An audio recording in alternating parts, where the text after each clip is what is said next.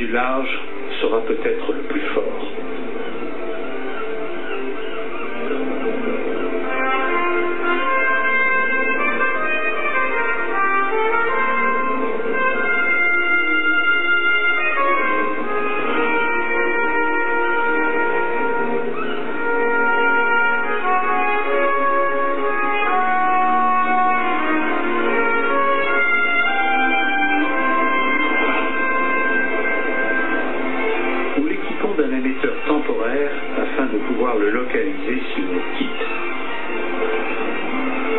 Indifférent à nos inquiétudes, Keiko retrouve enfin l'océan.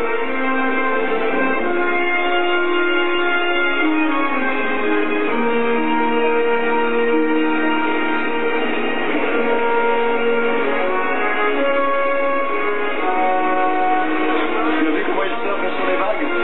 Il adore ça, il surfe comme un dauphin.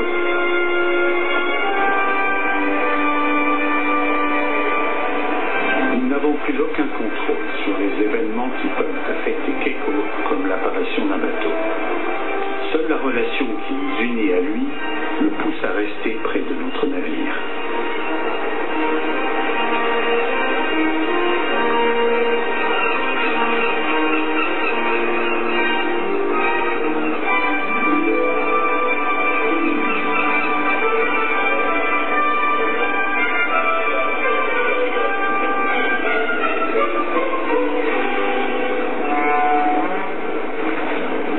À l'abri de la péninsule rocheuse, qui fait écran aux ondes sonores dues à l'explosion, nous donnons l'autorisation au port de procéder au dynamitage.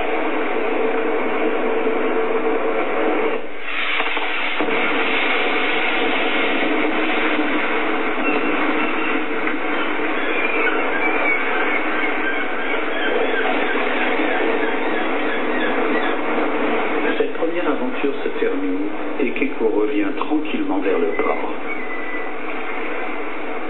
Il ne reste plus qu'à lui faire réintégrer la sécurité de la baie. Nous commençons enfin à nous détendre.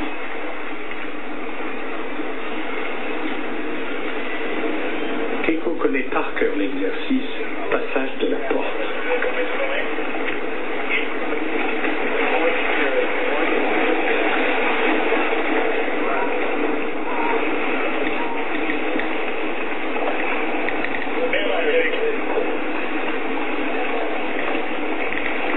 Mais quelque chose nous tourne par rond.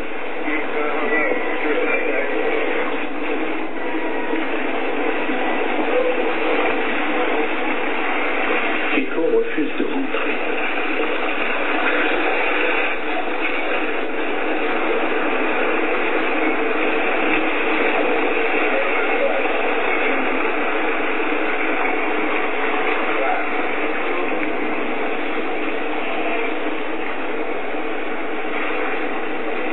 Une fois, deux fois, trois fois. Il n'y a rien à faire pour le décider.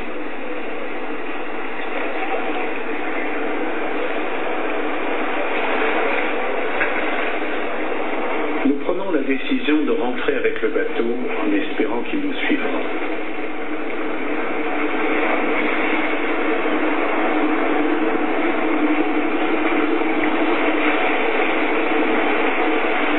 Keiko entre dans la baie. Il est en sécurité. Notre lien avec l'orque existe toujours, mais Keiko est devenu plus indépendant.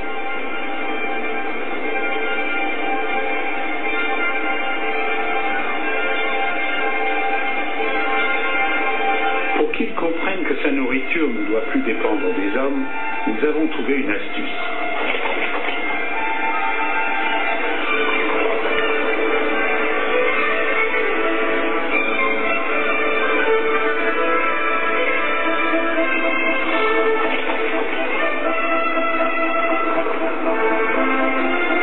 Ce système, qui bombarde le poisson dans l'eau, a été baptisé les harengs du paradis.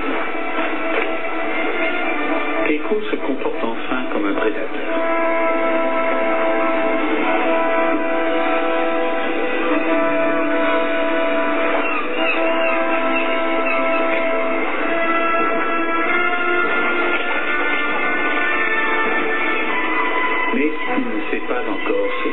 compétition.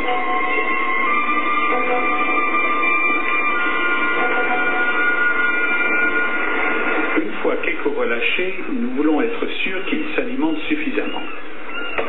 La balise satellite, enfin prête, sera fixée sur sa nageoire. Grâce à elle, nous espérons le suivre pendant 1 an. Les transmissions par satellite ne sont reçues que 6 heures par jour. Un émetteur VHF intégré dans le système permet de localiser immédiatement le cétacé en cas de danger. La fixation est sans douleur. C'est un peu comme percer une oreille. Mais le système ne doit pas gêner les mouvements ou modifier le comportement naturel de Keiko. Il est difficile de savoir si cet appareil restera accroché longtemps une fois en mer, mais il nous fournit déjà des informations. Nous emmenons Keiko sur une zone de grand fond pour évaluer ses performances en plongée et tester la résistance de l'appareil. Keiko a passé la plus grande partie de sa vie dans des bassins de moins de 10 mètres de fond. Nous ne savons pas s'il est encore capable de descendre à des profondeurs suffisantes pour pouvoir se nourrir. Nous avons étudié des orques sauvages et constaté qu'ils plongent à plus de 100 mètres.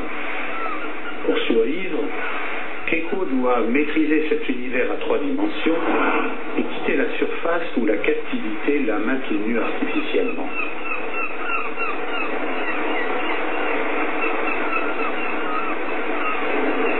Keiko a appris à plonger en suivant une cible couplée à un moniteur, ce qui nous permet de connaître avec précision la profondeur atteinte.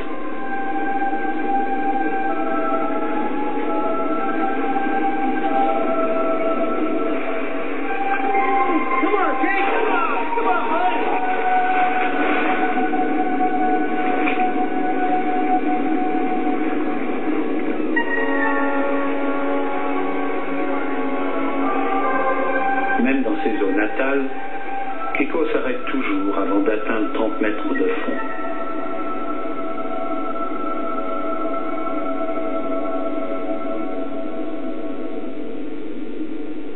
Il découvre le merveilleux royaume qui est le sien, mais dont il a été exilé si tôt.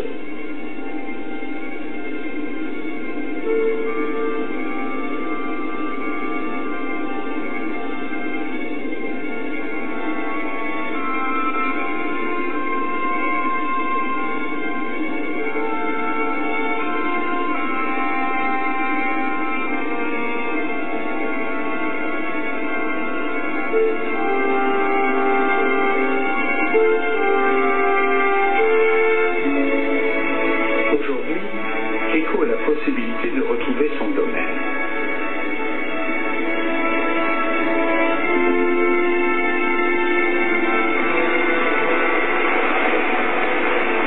Ce n'est pas la première fois qu'il nous surprend par la complexité de ses décisions. Cette fois-ci, il revient de lui-même à la baie et attend qu'on le laisse entrer.